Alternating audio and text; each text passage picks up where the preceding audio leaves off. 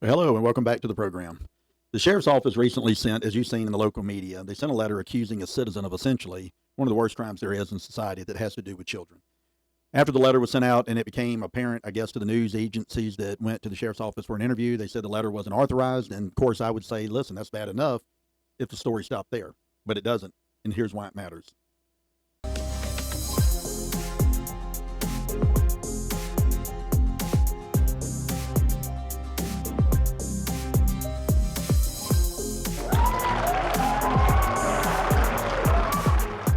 Listen, I know you guys are going to say, Paul, you talk a lot about leadership, and I do, but I am trying to convey to the average everyday listener, the public, the viewer that's watching this podcast, to understand really why leadership matters and why it should be working for you.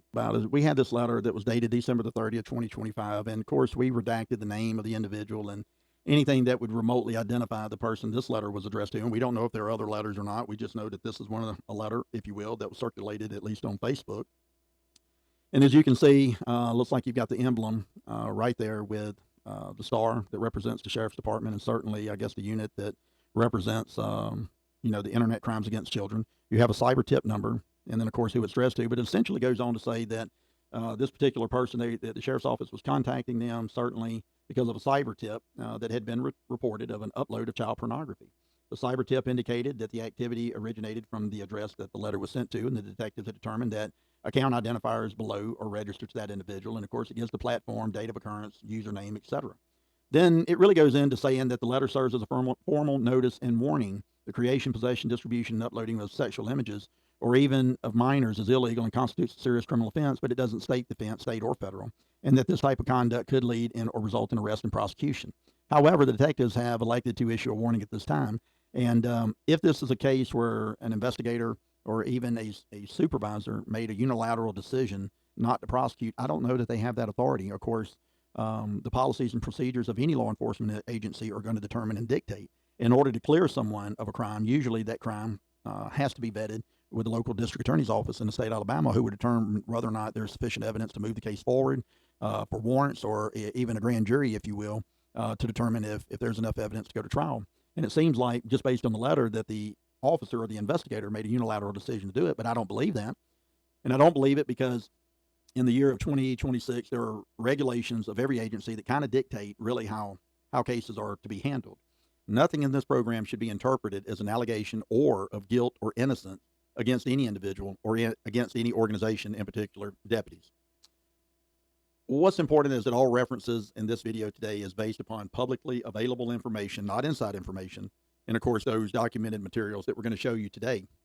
This discussion does not assert or imply if there was criminal conduct by any individual beyond what has been, I guess, officially stated by the sheriff's office, or you could say the local authorities. Also tonight, a Fox investigation uncovering a controversial letter sent by Mobile County's Internet Crimes Against Children Task Force. And listen to this. The letter was sent to warn someone to stop uploading child pornography. Our Natalie Williamson is live at the sheriff's office right now. Natalie, you were told the sheriff isn't talking about this, but a spokesperson did say the letter was not authorized by the sheriff's department.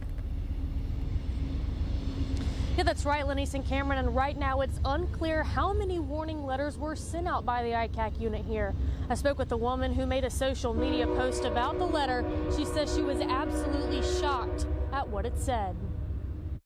Tonight, Fox 10 News is investigating a formal notice and warning letter sent by the Mobile County Sheriff's Office ICAC unit to someone suspected of uploading child pornography. Fox 10 News was made aware of this after a photo of the letter was posted on social media. A spokesperson with the sheriff's office confirming this letter was sent out by one of their detectives, but we're told the detective did not have permission to send the letter.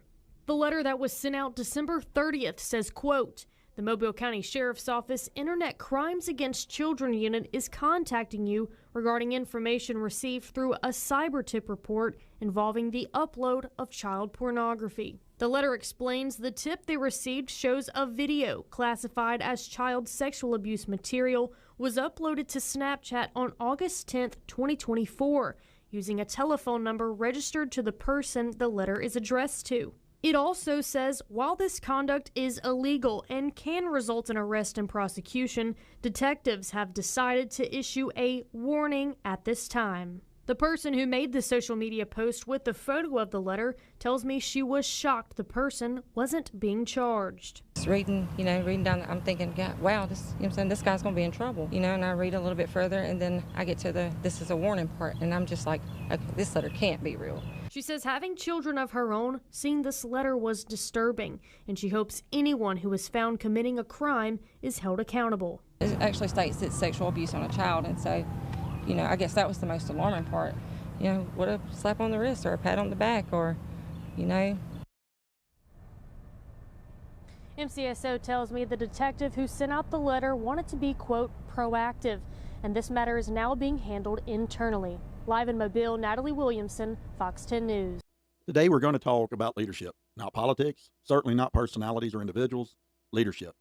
Because when a law enforcement agency sends a letter essentially accusing a citizen of one of the most serious crimes imaginable, or at least in our society, and that has to do with children, then refuses to clarify the facts, that silence becomes part of the failure. That is a fact. You can't abdicate your responsibility. Let me tell you what I think this letter did. It's just my opinion. Let's be clear about what this letter did, in that the letter, otherwise written on a Mobile County Sheriff's Office letterhead, states that a video classified as child sexual abuse material was uploaded and that activity was traced to a recipient or to a home in Mobile County. The letter appeared to be factual. It had a cyber tip report. It came from what they call Internet Crimes Against Children investigation. It was a specific platform name, a date of occurrence, and of course, the threat of future arrest and prosecution. This is problematic for many reasons. The letter asserts criminal conduct involving a child victim. It doesn't get more serious than that. I don't laugh, I don't play about it. The distinction really does matter. But I also want to make this very clear about the process and victim clarity. This discussion is not intended to speculate on the existence or identify any victim, nor to disclose protected information. Any references to victim status are raised solely to highlight the importance of transparency, child safety protocols, and certainly public accountability in matters involving allegations of child exploitation. The victims have every right to be held in secret so that they're not put on public display. But I have to ask, where's the victim? Here is where the leadership failure becomes more severe. In crimes involving child sexual abuse material, there's always invariably a victim. Yet the sheriff's office has not publicly stated whether a victim has been identified, whether the victim is known or unknown, whether the victim is local or outside of the current jurisdiction, or even whether the victim is currently safe, or if protective measures have been taken to protect the child. That's important. We have a letter that stated that someone violated and broke the law. The silence of the sheriff and the sheriff's office is not neutral. If a child victim exists, especially if that victim is local, we need to know that the child is protected, that appropriate victim services are engaged, that law enforcement has acted to prevent certainly further harm. Failing to address the victim status creates a second crisis, not just one of the processes, but one of public safety and child welfare. Listen, I have to tell you, as we talk about law enforcement, respect, and the scope of what they do, we acknowledge the difficult and sensitive nature of investigation involving crimes against children. And we recognize the critical role, certainly, of law enforcement in protecting the vulnerable population. This program critiques systems, policies, and leadership decisions. It's not the integrity or the motives of individual officers. We're just strictly saying this is a leadership problem. That is very important because we're talking about due process versus victim protection. Leadership must balance two responsibilities: protecting the rights of the accused, protecting the safety of victims. In this case, the sheriff's office, in my opinion, have done neither, or at least that we know of. The citizens received a letter asserting criminal conduct without due process, and the public received no information about whether the child was harmed, identified, or is safeguarded. That is a problem. That no statements made in this podcast, in this program, are intended at all to defame the accused or even imply that wrongdoing by any named or unnamed individual has occurred. We were just simply told that this was an internal matter and that it would be handled internal and that the letter wasn't approved. So that brings me to my next talking point, the letter versus the official talking points in the media from the sheriff's office. And apparently this letter went circulating on social media, and I guess someone reported it to the media. They had questions. They had every right to ask questions. But let's compare what the public was told to what the letter itself asserts. I'm going to always bring you receipts on the Primetime podcast. The letter simply states that child sex abuse material was uploaded and that did occur. The activity of such upload was traced to a recipient and a location, apparently here in Mobile County, and that the conduct of that upload violates state and federal law, but it does not tell us what laws, and that future violations will lead certainly to arrest. This was essentially a warning, people. Can you imagine that? We're asserting that this was crimes against children and a sexual nature, child porn, if you will, and yet we're saying we're giving you a warning. The official response states that the letter was not authorized, and you've seen the video, and that the issue would be handled internally. There were no further details provided. As a leader, I am appalled that the sheriff did not think that this required his attention to the public. Let me tell you what is missing from both essentially these responses. Any acknowledgement of a victim at all. We didn't even acknowledge that there's a victim, because to do so begs the question, now what? Is the victim safe? Has a crime occurred? Have we taken safeguards and put the child in protective custody to get necessary trauma treatment? Then again, if no victim exists, the public deserves to know why such classification in the letter was made in regards to sexual abuse or material or pornography. If a victim exists, the public deserves assurance that the child protection, not institutional reputation, is the priority. I just simply didn't see that. What I seen was an agency go into self-preservation mode, not be transparent, and pass the blame. Why is this a leadership failure? Well, I'm glad you asked. Leadership, my friends, is responsible for outcomes, certainly not excuses. This letter, in my opinion, came from a specialized unit within the sheriff's office, the Internet Crimes Against Children unit. They investigate these type of cases. It came from that unit. It used what appeared to be an official letterhead, and it contained legal warnings, certainly invoked state and federal law, although it didn't name specifically what offenses or statutes were violated. That is problematic, and it's problematic because, one, you've named the individual. We redacted it, as far as the recipient. We redacted it on the podcast because we have no idea, and we don't want to disparage anybody. For leadership to claim no awareness means one of two things. Either one, supervisory oversight failed entirely, and that is that maybe the supervisor approved it without the upper leadership's knowledge, but nonetheless, there should be protocols and guidelines, policies, regulations, general orders, or memorandums, or even legal advisors that would give you oversight on how to handle a situation. This type of communication was routine enough not to raise any concern with the sheriff, with the staff of the Mobile County Sheriff's Department. In either scenario, it represents failed leadership.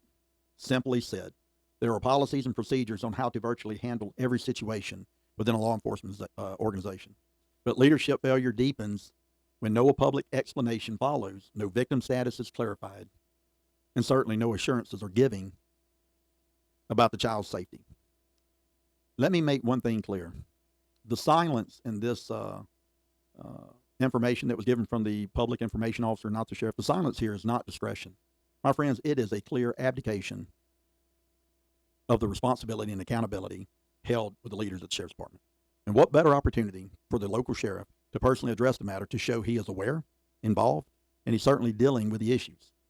Whether it was incompetence at the investigator's level or even the supervisory level, whether it was intentional or gross negligence, either way, one of those three ideas played a part, and that rests with the leadership. And does the sheriff's office have policies and regulations on how to handle situations where an arrest is not going to be made, or maybe there's not enough probable cause to make the arrest? I am a father of three. Is a child in danger in this situation? Has the authorities taken the proper action, and has the threat been neutralized regarding that child? Is law enforcement prioritizing safety, or are they prioritizing the optics and trying to go into self-preservation mode because real leadership has failed? In matters involving children, leadership does not get the luxury of quiet handling. These are children. They require the utmost attention. They are the most vulnerable in many regards in our society. And if we don't protect them, who will? Listen, what does accountability really look like, or what should it look like? Well, I'm glad you asked. True accountability would include several of the following factors: clarification of whether a victim was identified, clarification as to whether or not confirmation or protective services have been provided, any type of protective measure, if applicable, for the child, if a crime did or was committed, and certainly explanation of how the letter was generated and why it was sent out. Policy changes preventing unauthorized criminal accusations, public acknowledgement, certainly, of institutional responsibility. These are things that the sheriff should have went public and address these issues. They are the utmost of importance. This letter circulated, and it's apparently confirmed that the letter was true. It was sent by the sheriff's department. But this is not really about blame. My friends, it's about responsibility. And certainly as running for sheriff of Mobile County, it is my responsibility to show the distinction between my leadership and the current leadership at the sheriff's office. It's not a personal attack. I'll never attack the person individually. The only thing that's important is how we handle such egregious crimes, especially the most vulnerable, our children, in our society. And responsibility rests at the top, not at the bottom.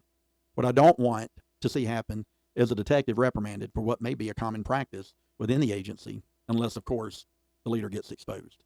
Listen, we've talked a lot about leadership, and it's my responsibility to contrast and show you the differences.